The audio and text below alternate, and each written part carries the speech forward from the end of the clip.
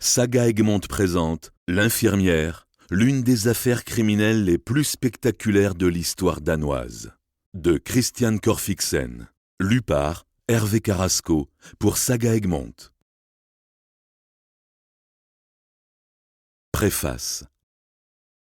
Je n'ai jamais moi-même travaillé avec Madame Christina Estrup Hansen. À aucun moment, je n'ai été présent à l'hôpital de Nykøbing-Falster lorsqu'elle y était infirmière. Néanmoins, je me permets de décrire en détail une longue série d'événements survenus pendant ces années passées à l'hôpital, en m'appuyant sur les 3000 pages dont est constituée la documentation relative à l'affaire de l'infirmière. Il s'agit de documents auxquels j'ai pu accéder grâce à mon droit de regard ou que j'ai obtenu par d'autres biais.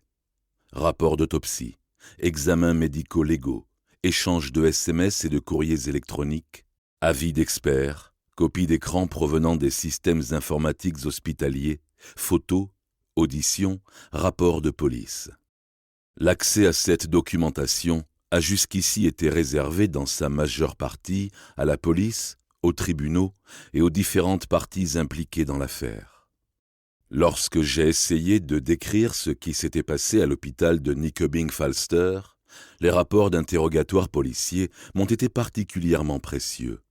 J'ai eu accès à plus de 100 déclarations permettant de comprendre, d'une façon ou d'une autre, les morceaux du puzzle qui ont abouti au procès de Madame Estrup Hansen.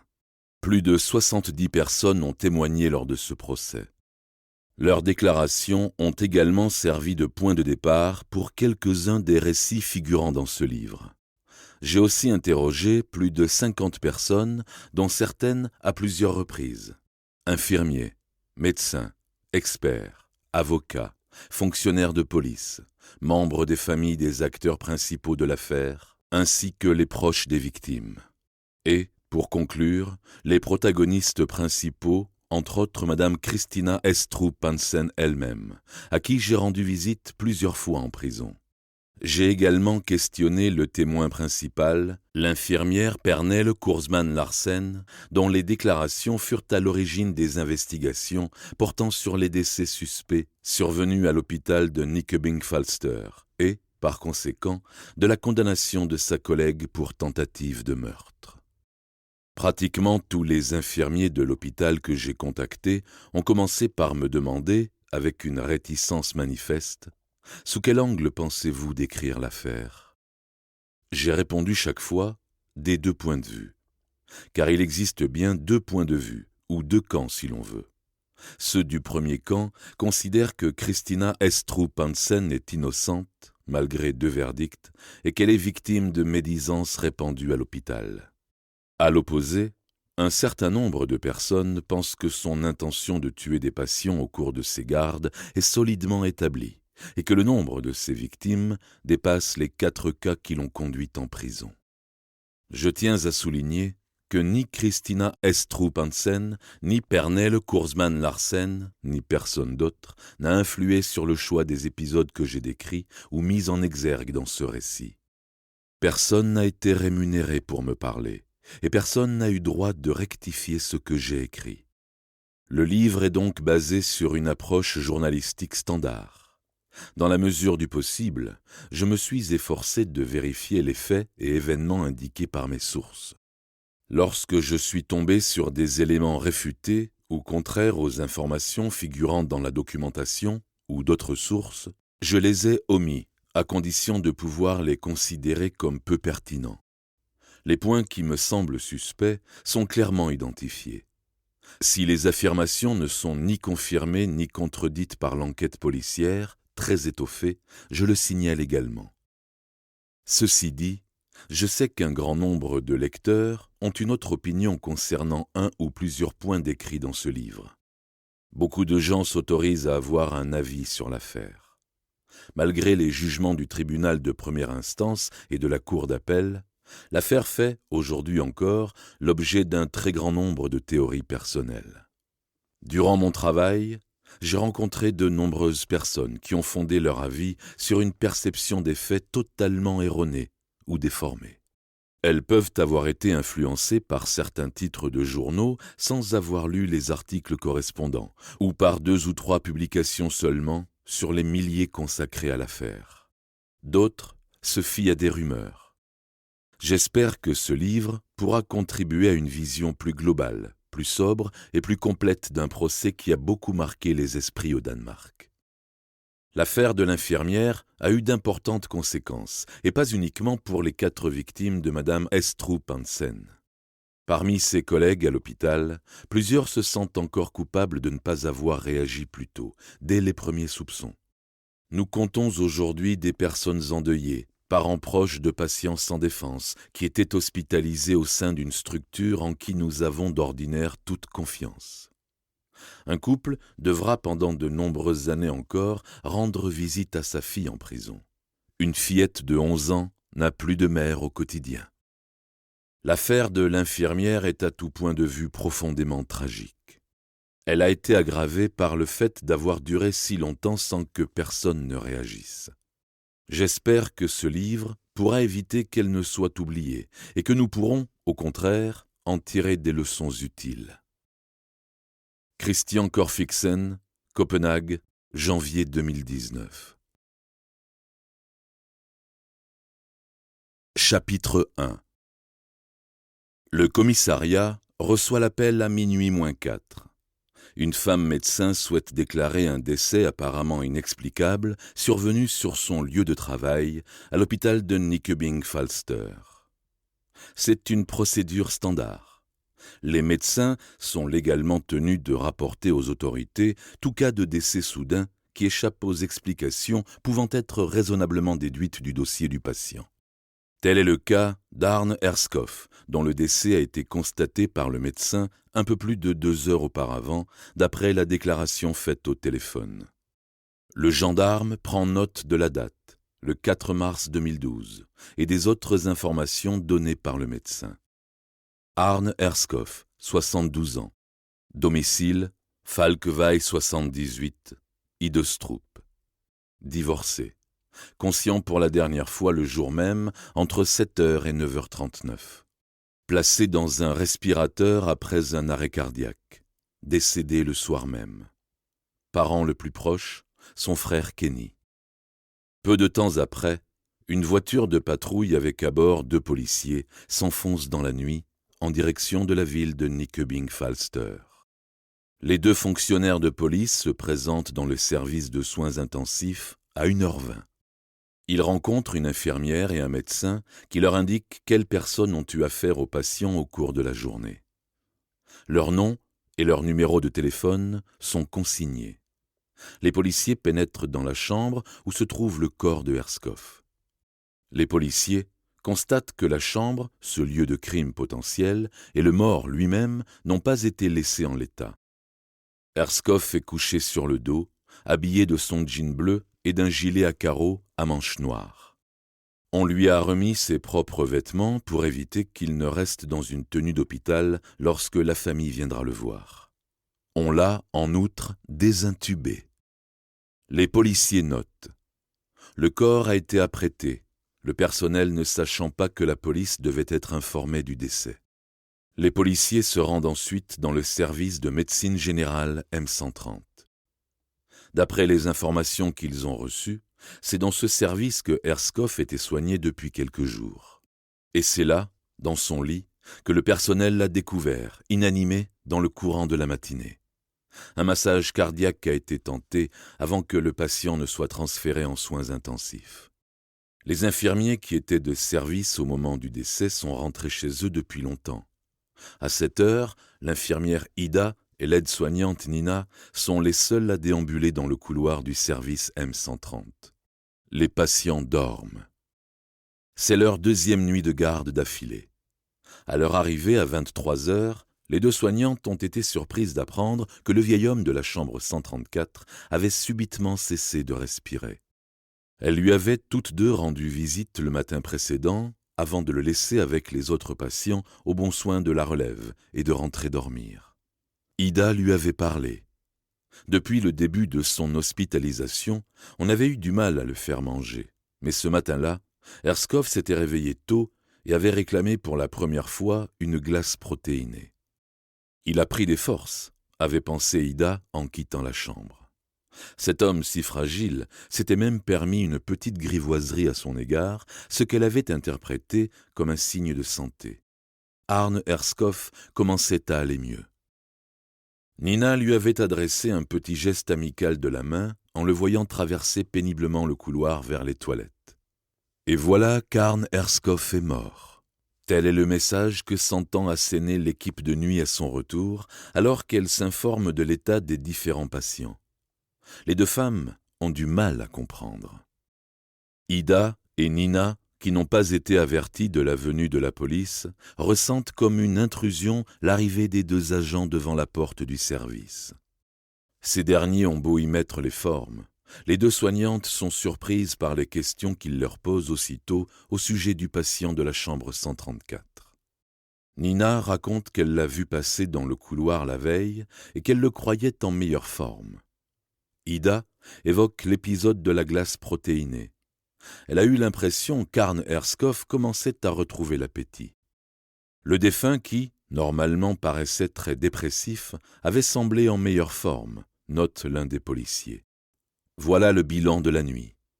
Les deux fonctionnaires passent moins d'une heure à l'hôpital avant de repartir. L'urgence de l'affaire ne semble pas justifier qu'on poursuive l'enquête la nuit même. Elle pourra tout à fait reprendre le lendemain matin, estime-t-il. Une fois les policiers partis, Ida éclate en sanglots. Et sur le coup, elle confie à Nina une pensée qui la taraude depuis un certain temps déjà. L'état de nombreux patients du service M130 a subitement empiré. Bien sûr, ils sont malades, sinon ils n'auraient pas été hospitalisés. Mais leur rechute est étrange à ses yeux. Et comme pour Arne Herskov, la dégradation est intervenue après le changement de garde. Étrangement, c'est surtout l'une de leurs collègues qui est toujours de garde et qui découvre les patients sans vie dans leur chambre avant de donner l'alerte. Ida et Nina vont chercher le registre des décès, un cahier comme on en utilise à l'école, dans lequel le personnel note les noms des patients qui meurent pendant leur séjour au sein du service. Une signature figure à côté de la mention de chaque décès. C'est celle de l'infirmière ou de l'aide-soignante qui a apprêté le patient avant l'arrivée de la famille, qui vient lui faire ses adieux. L'infirmière ou l'aide-soignante appose sa signature dans le cahier une fois l'opération achevée. Ida et Nina comptent les décès. 1, 2, 3, 4, 5. Tous les patients victimes d'un arrêt cardiaque dans le service M130 ne sont pas signalés dans ce registre, loin de là. Beaucoup ont été transférés ailleurs quand leur état s'est aggravé, comme Arne Herskov en soins intensifs. Mais tous ceux qui ont expiré dans le service M130 sont répertoriés. 6, 7, 8, 9, 10. Ida et Nina comptent le nombre d'apparitions du même nom. 11, 12, 13. Sa signature est la plus fréquente. 14, 15. Et ce, bien qu'elle soit infirmière, car ce sont le plus souvent les aides-soignantes qui prennent en charge les morts, du moins le jour, lorsque les infirmiers sont occupés à d'autres tâches. 16, 17, 18, 19. C'est complètement fou, pense Ida. 20, 21, 22, 22, 22. Leur collègue, l'infirmière Christina, a émargé le registre devant les noms de 22 des patients décédés dans le service M130 au cours des derniers 18 mois environ. La signature d'aucun autre employé du service n'apparaît aussi souvent, alors que Christina n'est pas embauchée à plein temps. Cette nuit-là, Ida exprime enfin tout haut son soupçon devant une autre personne, à savoir que Christina pourrait avoir tué volontairement ses patients. Chapitre 2. Le centre hospitalier, construit en briques rouges, est situé dans la périphérie nord de la ville de Nyköping-Falster, à environ un quart d'heure de marche de la fin de la zone piétonne. Il est entouré de places de parking, de haies de Troène, de maisons individuelles et mitoyennes et de petits immeubles. Seules les heures de changement de garde à l'hôpital provoquent quelques embouteillages dans les carrefours. Lors de sa construction dans les années 1950, on a pu exploiter tout le terrain jusqu'à l'eau, ce qui permet à l'hôpital, avec ses 6 étages, d'avoir une vue imprenable sur l'étroit de Gullborg, à travers ses fenêtres aux encadrements blancs. L'hôpital de Nyköping-Falster est peut-être petit, mais les patients comme les visiteurs et les personnels soignants qui déjeunent à la cantine, salle 3, sont unanimes. La vue est très belle, y compris pour les patients se trouvant du bon côté du couloir qui peuvent l'apprécier si on relève le dossier du lit. En ouvrant la fenêtre, on sent le vent de la mer. La verte île de Lolland s'étend de l'autre côté du chenal. Seul un brouillard épais peut empêcher de la voir.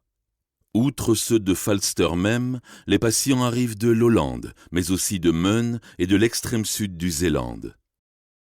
L'hôpital totalise environ 26 000 hospitalisations par an. C'était le tour d'Arne Herskov le 17 février 2012. Son cadet, Kenny, a été à l'origine de cette hospitalisation. Arne avait dû entendre le bruit de la Peugeot beige de Kenny lorsqu'elle a emprunté le petit chemin qui menait vers sa maison. Son frère avait prévu de rester quelque temps dans sa voiture pour écouter à la radio la retransmission du match de foot du vendredi. Il voulait juste connaître la fin du match avant d'ouvrir la portière, de sortir dans le froid du mois de février, de traverser la pelouse et d'ouvrir la porte principale pour voir Arne. Mais dès que Kenny a éteint le moteur, il a clairement entendu la voix d'Arne qui appelait au secours depuis l'intérieur de la maison. Kenny l'a trouvé par terre dans la salle de bain où il était visiblement tombé.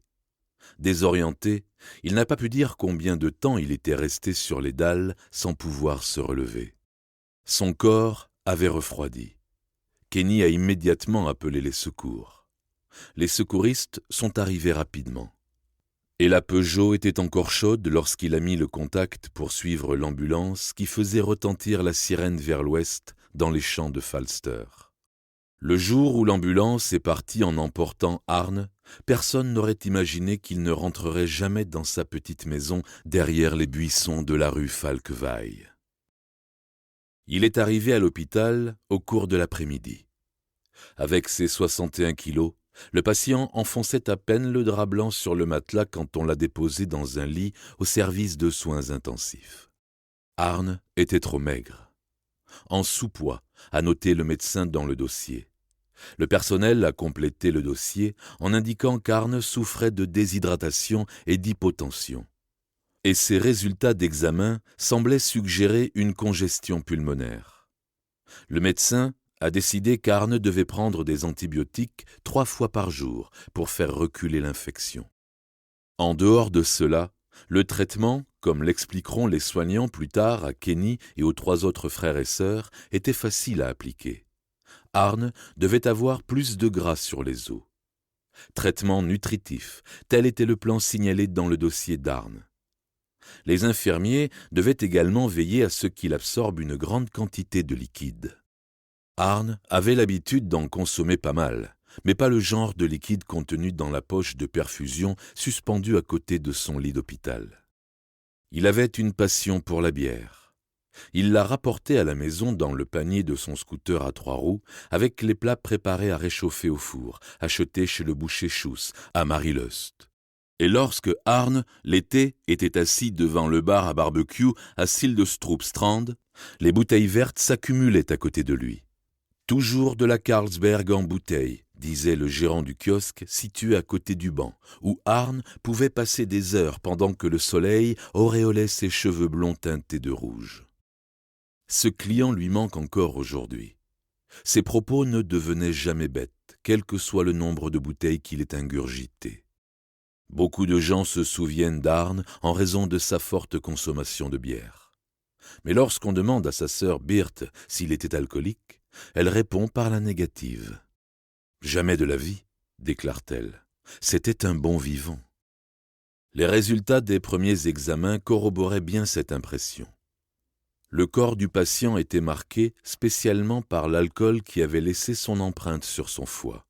Et puis, les cigarettes. Un jour, Arne avait expliqué à un médecin qu'il fumait 30 à 40 cigarettes par jour depuis ses 15 ans, fait noté dans le dossier. Ainsi que sa toux. Cette toux qui faisait que les voisins en face pouvaient se dire, lorsqu'ils prenaient leur café du soir, « Tiens, Arne est rentré ». Parmi les maisons de vacances et les habitations à l'année construites en bois, Arne occupait l'angle de la rue là où se trouvaient les arbres les moins soignés. Sa maison était à l'origine un mobil-home qui, depuis quelques années, avait été agrandi au moyen d'une annexe en béton qui pouvait contenir un poêle. Ce poêle envoyait sans cesse une fumée noire vers les cimes dès que le temps refroidissait. Depuis la porte principale, il n'y avait que quelques centaines de mètres jusqu'à la plage. Mais Arne restait la plupart du temps à l'intérieur, sauf pour ses expéditions en scooter avec panier. C'était à ces moments-là que les voisins pouvaient le voir dans le petit chemin qui menait à sa maison lorsqu'il sortait ou rentrait.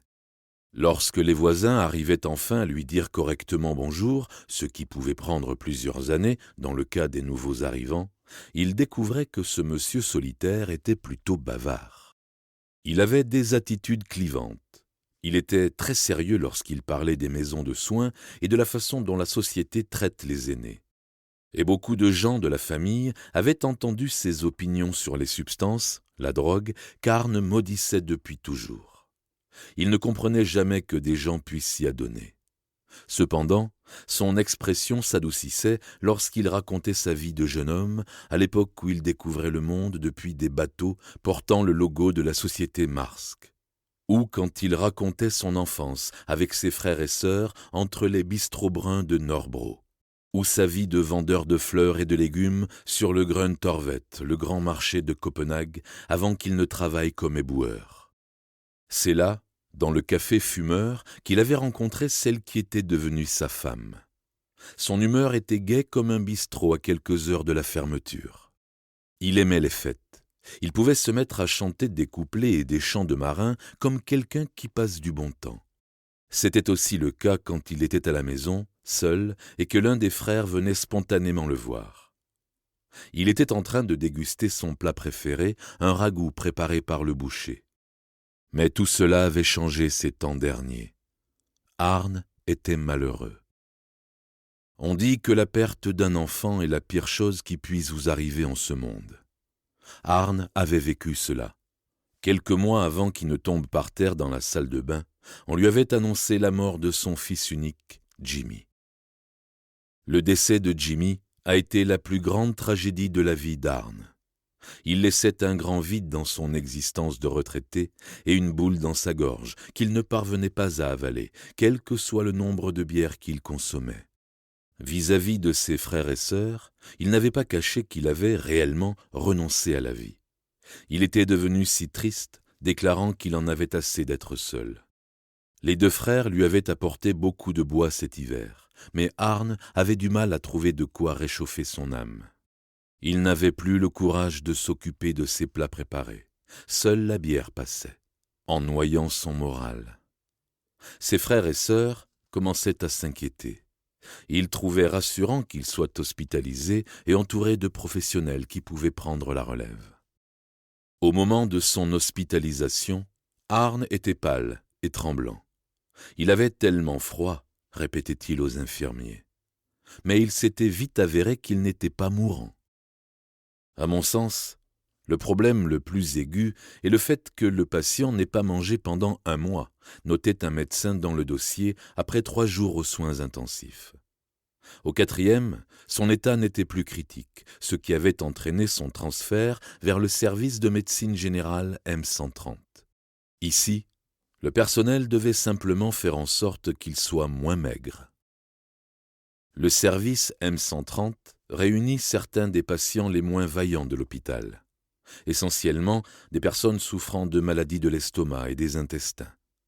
Il peut y avoir des cancéreux, mais aussi des alcooliques et des drogués, ceux dont le foie est atteint, ceux qui doivent subir une cure de détoxication, et certains qui luttent dans la vie avec d'autres problèmes que le diagnostic qui a motivé leur hospitalisation.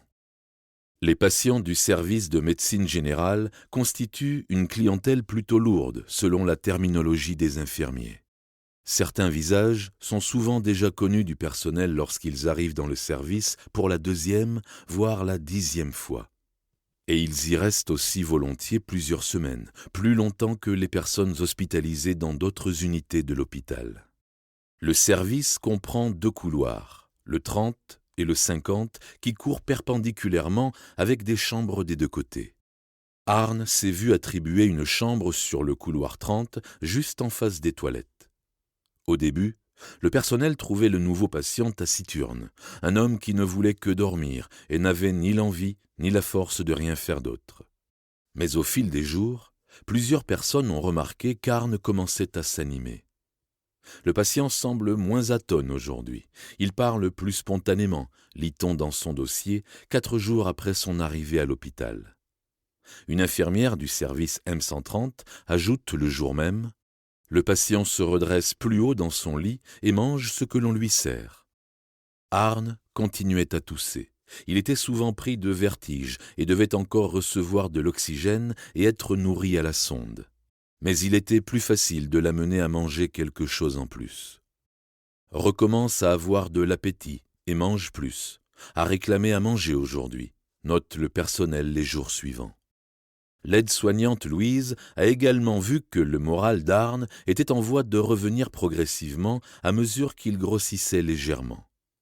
Quand elle a rencontré le patient de la chambre 134 pour la première fois, il lui a raconté que Jimmy était mort et qu'il n'était pas sûr de vouloir vivre lui-même.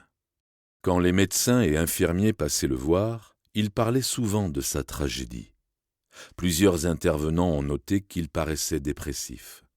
Mais un jour, Arne a déclaré à Louise qu'il avait commencé à se faire une joie de rentrer. À ce moment, il était hospitalisé depuis 2 semaines. À présent, plusieurs personnes du service avaient remarqué qu'un changement s'opérait en lui. D'une manière générale, il avait l'air plus joyeux. Il parlait davantage, il était plus vif. Avant le week-end, son état physique était suffisamment bon pour que le personnel ait pu commencer à envisager la fin de son séjour à l'hôpital. Une infirmière notait dans le dossier d'Arne, le jeudi 1er mars 2012, 13 jours après son arrivée à l'hôpital, « Il est attendu que le patient quitte l'hôpital au début de la semaine prochaine. » Quand Kenny est venu voir son frère le vendredi, il a pu constater que le traitement avait l'air de porter ses fruits. Arne était toujours un peu confus, mais il avait pris du poids. Sa nièce Marie-Louise a également remarqué que son oncle était devenu plus gai. Il était enjoué, souriant, bavard, et lui a sorti une histoire drôle. Ses 2 autres frères et sœurs, Birte et Wagn, sont passés le voir le samedi, son 16e jour de séjour à l'hôpital. Ils lui ont dit qu'ils avaient préparé sa maison pour son retour de l'hôpital. La belle-sœur avait lavé les draps, les rideaux, etc. La maison était comme neuve. Mais Arne était toujours trop maigre. Dans le couloir, une infirmière a dit à Birte qu'il serait probablement préférable que son frère passe par un endroit où l'on veillerait à ce qu'il mange assez, peut-être une maison de soins ou un autre établissement similaire. Il suffirait qu'il y reste quelques jours avant de rentrer chez lui. Son frère Wagn se tenait, souriant, de l'autre côté du lit lorsque Birte a présenté ce projet à Arne. Il savait bien comment qu'il réagirait. Il se souvenait de toutes les fois où Arne avait parlé des maisons de soins pour personnes âgées comme du mal absolu. « Si seulement j'avais occupé la chambre 5, je serais parti aussi sec. » Voici la réponse d'Arne d'après le souvenir de Birte. Elle sourit quand elle y pense aujourd'hui.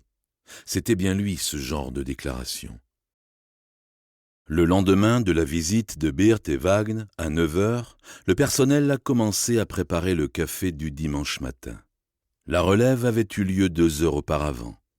Les collègues Ida et Nina étaient rentrées chez elles, et l'aide-soignante Louise est arrivée avec les infirmiers Peter et Christina. Louise avait, l'une des premières opérations de sa garde, donné à Arne le plat le plus danois qui soit, à savoir la soupe au pain noir et à la bière, et il était convenu qu'elle l'aide à prendre un bain plus tard dans la journée.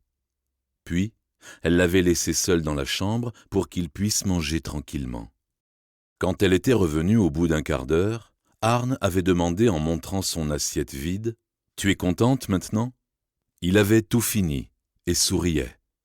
Il était vraiment sur le point de retrouver le moral. Les deux infirmiers qui avaient repris le travail avec Louise à 7 heures du matin avaient depuis longtemps consulté les dossiers des patients et effectué leur tour du service.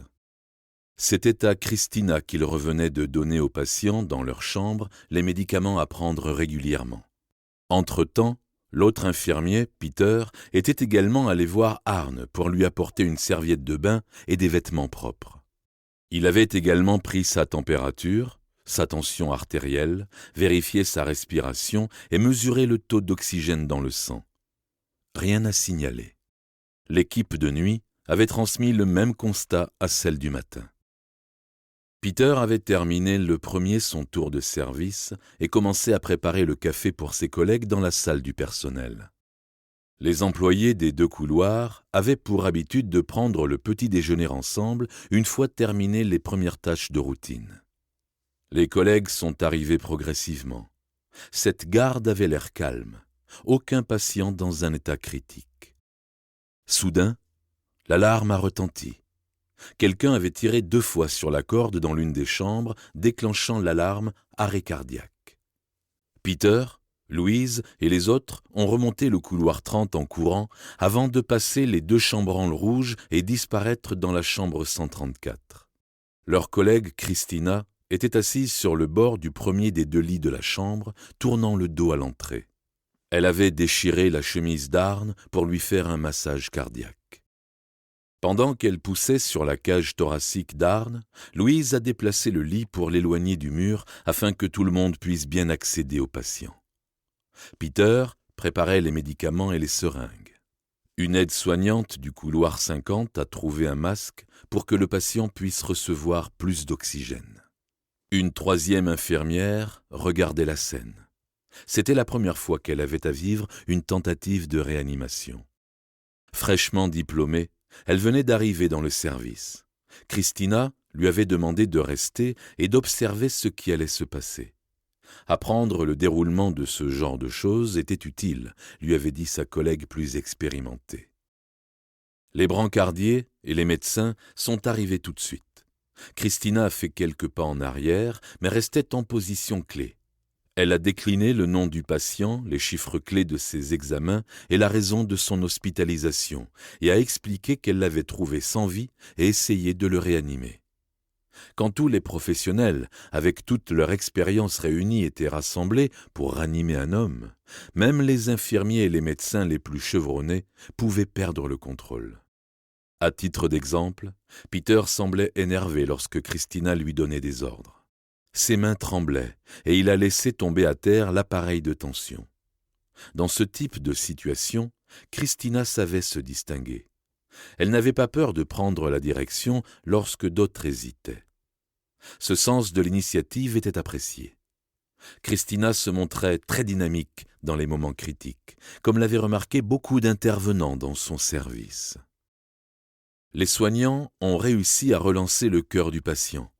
Il a immédiatement été transféré dans le service de soins intensifs qu'il avait vu arriver 12 jours auparavant. Sa cage thoracique abîmée, avec 11 côtes cassées, bougeait légèrement. Le corps respirait, mais il lui fallait l'aide d'un respirateur, et le personnel a eu du mal à comprendre la raison de cette aggravation. Pourquoi le corps d'Arne avait-il lâché? N'était-il pas en voie d'amélioration? Une femme médecin a soulevé les paupières du patient pour voir si ses yeux pouvaient livrer une explication. Les pupilles étaient rétractées, de taille très réduite. Cela l'intriguait. Le patient aurait-il eu trop de morphine? Les employés du service de soins intensifs de l'hôpital avaient à plusieurs reprises pu trouver des opioïdes et des benzodiazépines dans le sang des patients qui leur arrivaient sans vie du service M130. La morphine contient des opioïdes. Les benzodiazépines se trouvent, entre autres, dans le médicament stésolide. Or, plusieurs fois, les médicaments administrés n'avaient pas été prescrits ni indiqués dans le dossier des patients. Il ne figurait pas non plus dans le système d'enregistrement électronique des médicaments que les infirmiers signaient lorsqu'ils administraient des médicaments. Les employés du service de soins intensifs étaient donc particulièrement vigilants concernant les patients qui provenaient du service M130. Il était connu de tous que le service M130 était sous pression, ce qui augmentait le risque d'erreur. On savait aussi que le service comptait de nombreux toxicomanes, et même si c'était très rare, il arrivait que des patients emportent des substances qu'ils détenaient à la maison, ce qui était difficile à contrôler pour le personnel. Néanmoins, on avait souvent l'impression que les torts étaient imputables aux infirmiers. Par exemple, certaines tentatives de désintoxication échouaient. Une fois, un patient s'était vu administrer du clopoxyde en quantité bien trop importante. Le clopoxyde est un médicament qui sert à compenser les problèmes d'abstinence liés à l'alcool. Les infirmiers l'administrent à raison de 50 et 200 mg répartis sur quelques heures. Or, le patient en avait reçu 2 grammes. C'était absurde. Avec une telle dose, l'arrêt cardiaque n'avait plus rien d'étonnant. De la même manière, la morphine avait eu parfois des conséquences désastreuses. À l'hôpital, ce sont toujours les infirmiers qui donnent les médicaments. Mais la règle générale veut qu'ils soient d'abord prescrits par un médecin. Ce sont donc les médecins qui décident à quel moment et en quelle quantité ils doivent être pris. Le traitement n'est fixé que lorsque le médecin rédige une ordonnance dans le dossier du patient. Par exemple, s'il s'agit de morphine, le médecin ajoute la mention IV si ce médicament, connu pour sa puissance, doit être administré par perfusion et non sous forme de comprimé.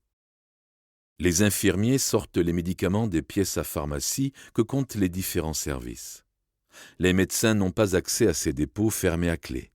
Ils sont le domaine réservé des infirmiers. Ceci vaut aussi pour l'hôpital de Nyköping-Falster. Dans les pièces dédiées aux médicaments, les infirmiers vont chercher les ampoules sur les étagères pour les casser et aspirer dans une seringue les millilitres prescrits. Quand la dose prescrite a été prélevée, le reste du médicament est versé dans le lavabo. L'ampoule brisée est jetée.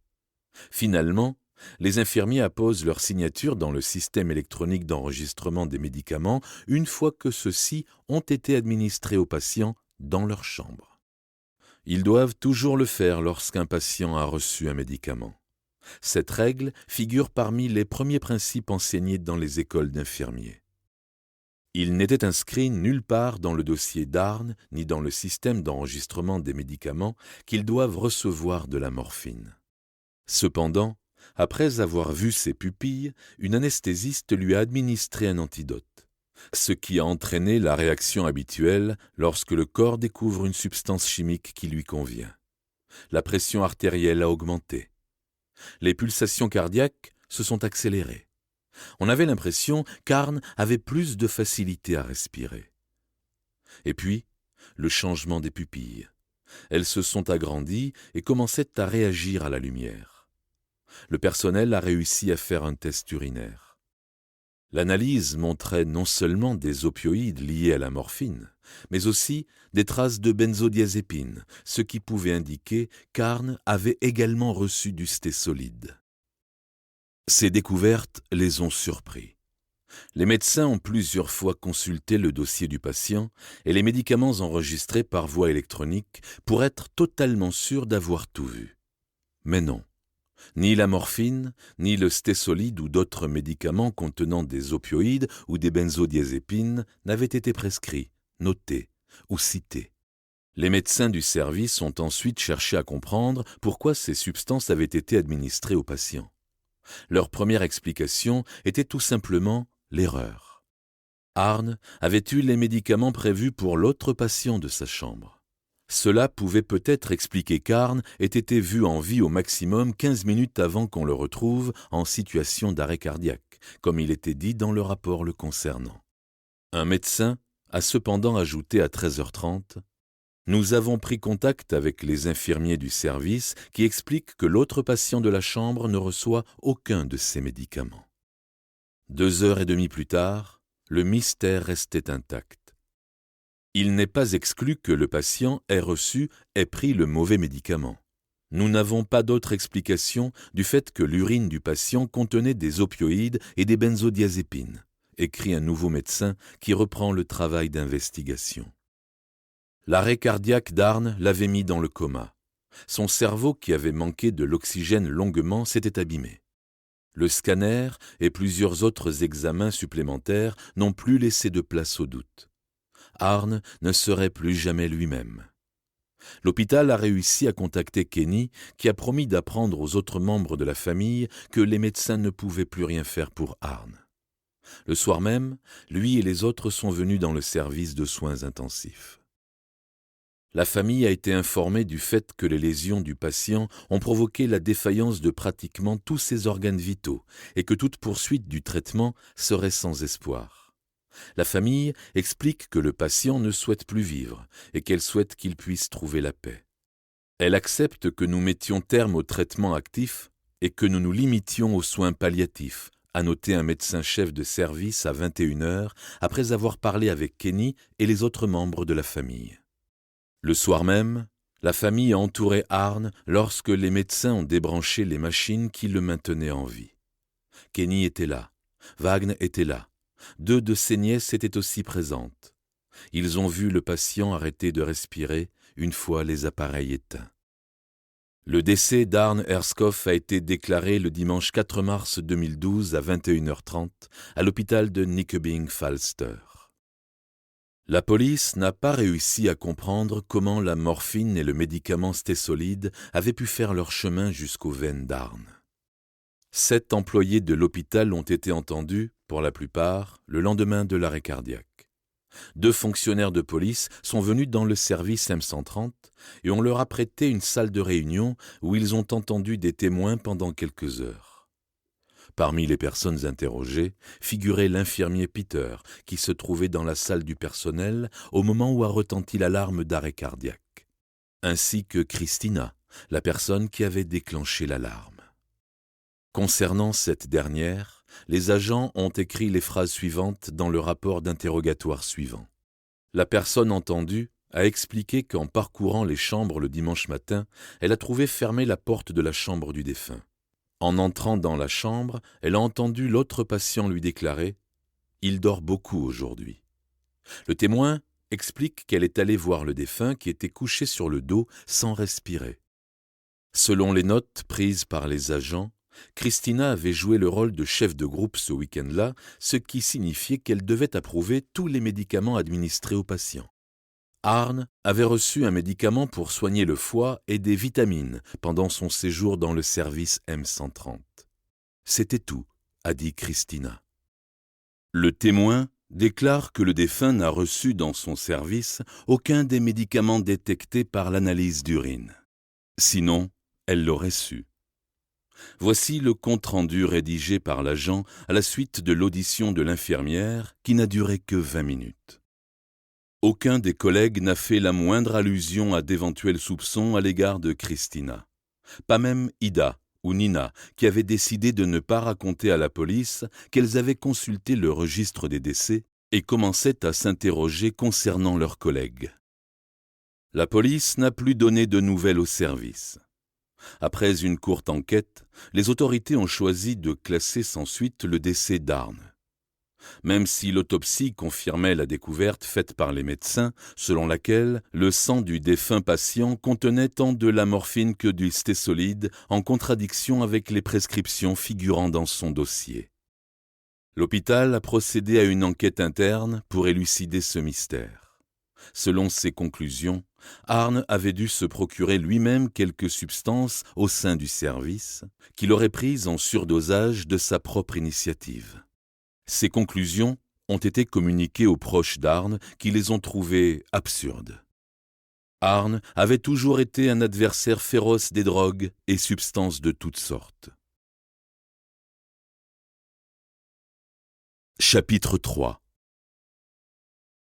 L'hôpital de Nyköping-Falster, le plus petit de la région du Zélande, est situé dans un coin de la carte du Danemark qui, statistiquement, compte plus de malades que la moyenne nationale. Les médecins qui ont travaillé ailleurs ont noté une particularité qui les a tout de suite frappés quand ils sont arrivés dans cet hôpital. À Nyköping-Falster, le nombre de patients pour lesquels ont été établis plusieurs diagnostics est plus important qu'ailleurs. L'hôpital accueille un grand nombre de personnes socialement fragiles et en butte à des problèmes supplémentaires qui ne sauraient se résoudre par le biais d'un lit d'hôpital. Et comparé à d'autres hôpitaux, plus de personnes qui finissent comme une illustration tragique de ce qui se passe quand on attend trop longtemps avant de consulter un médecin. Ici, les patients sont généralement plus lourds, d'après ce qui se dit dans l'hôpital le plus méridional du pays. Ce type de patient est surreprésenté à l'Hollande. C'est ici, sur la 4e île du Danemark en termes de superficie, caractérisée par un paysage parfaitement plat, qu'on trouve les logements les moins chers. Par conséquent, l'île de l'Hollande est devenue, au fil des dernières années, un genre de terminus pour beaucoup de gens qui n'ont pas les moyens de vivre ailleurs. D'après un certain nombre de récits publiés dans les médias, cette évolution a été fortement encouragée par les autorités municipales en banlieue de Copenhague. Il s'avère que leur chargé de dossier conseille l'Hollande comme destination pour des personnes qui déclarent avoir des difficultés pour payer leur loyer. L'île est donc devenue un endroit où les communes plus aisées déposent des familles précaires, comme l'a affirmé un centriste frustré, conseiller municipal à Nakskov, lorsque lui et les collègues ont découvert cette procédure. Depuis les années 1990, un nombre exceptionnellement élevé de bénéficiaires de prestations sociales ont afflué vers l'île, alors que des familles jeunes et plutôt privilégiées la quittaient. Le résultat est que l'Hollande détient aujourd'hui le record danois en termes de ventes judiciaires et de chômage des jeunes, avec la plus grande proportion d'allocataires des aides sociales directes. Si l'on y ajoute la mauvaise hygiène de vie assez répandue parmi les habitants, l'île est en tête de toutes les statistiques à connotation négative, par exemple celle du grand rapport publié en 2017 par les autorités nationales concernant la santé, les maladies et le bien-être des Danois. L'île de l'Hollande s'est de nouveau distinguée par une série de chiffres préoccupants. Selon le rapport, c'est à l'Hollande qu'on trouve la plus grande proportion de personnes qui ne satisfont pas aux recommandations minimales en termes d'activité physique. C'est ici qu'on trouve le plus de gens qui ne voient que rarement ou peut-être jamais leurs amis. L'île a les plus grands taux d'obésité et de tabagisme. Concernant le diabète, les pathologies dorsales ou les longues maladies, elle est parmi les 3 régions en tête du classement. Les autorités municipales commencent à être excédées par la mauvaise image de la commune. Il en va de même de la commune de Gullborgsund, où habitent près de la moitié des patients de l'hôpital de Nyköping-Falster. Le ressenti est le même à l'hôpital.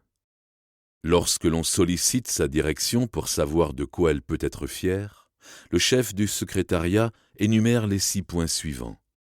Un beau bâtiment neuf, récemment inauguré, un service d'urgence qui fonctionne bien, le fait que l'hôpital se place bien dans plusieurs domaines, dans ce qu'on appelle les bases de données sur la qualité clinique, le service de pédiatrie loué par les patients, ainsi que les excellentes évaluations dont bénéficient les internes et les étudiants de l'université de Copenhague qui ont travaillé dans cet établissement. Les 1400 employés peuvent également se targuer de la position de l'institution située à la périphérie de Nyköping-Falster et vue comme une pierre angulaire dans le tissu local. Avec ses 270 lits, l'hôpital couvre un secteur de 150 000 personnes et il est éloigné de toute structure alternative. C'est à la fois le plus petit hôpital de la région de Zélande et celui dont relève le plus grand nombre de personnes. Quelles que soient les performances des médecins, infirmiers et autres employés, le public retient toujours des récits négatifs le concernant. Il a plusieurs fois été désigné comme l'établissement où meurent le plus de patients par rapport au pronostic. Le journal BT lui a attribué la 2e place sur la liste des hôpitaux danois à haut risque. 2 ans plus tard, Extra Bladet a désigné l'hôpital de Falster comme le pire du pays. En 2016, suite à ce qui se disait dans la presse, la région a dû mettre un moratoire sur les opérations chirurgicales dans le service de gastro-entérologie de l'hôpital en raison du nombre de graves erreurs commises. À une autre occasion, le directeur de l'hôpital a dû intervenir dans les médias en expliquant que les patients pouvaient tranquillement confier leur sort à l'hôpital de Nyköping Falster. Ce type de déclaration est devenu trop courant et casse la confiance des employés en leur petit hôpital. Il affronte également des problèmes de recrutement. L'école d'infirmiers située à l'autre bout de la ville attire des étudiants et fournit tous les ans à l'hôpital une main-d'œuvre essentiellement locale. En revanche, il est plus difficile d'engager des médecins. L'hôpital de Nyköping Falster figure souvent parmi les institutions les moins populaires de la région de Zélande lorsque les jeunes médecins doivent tirer au sort pour savoir où effectuer leur internat. Et quand ils sont prêts à solliciter un poste fixe, ils sont peu nombreux à choisir Nyköping Falster. L'hôpital doit donc solliciter des remplaçants ou recruter des médecins étrangers pour pouvoir boucler le planning. C'est précisément ce problème qui a été évoqué comme l'une des raisons pour lesquelles le service de chirurgie de l'hôpital a été le théâtre d'autant d'erreurs. L'attractivité de l'hôpital a également diminué à cause du manque de services spécialisés. Cette réalité est rappelée au personnel lorsqu'il doit sans cesse transférer les patients vers d'autres hôpitaux dès qu'ils souffrent de complications. Sauf s'il s'agit de problèmes cardiaques, puisque l'un des cardiologues danois les plus connus travaille actuellement à l'hôpital de Nyköping Falster. Son nom est Per Grande.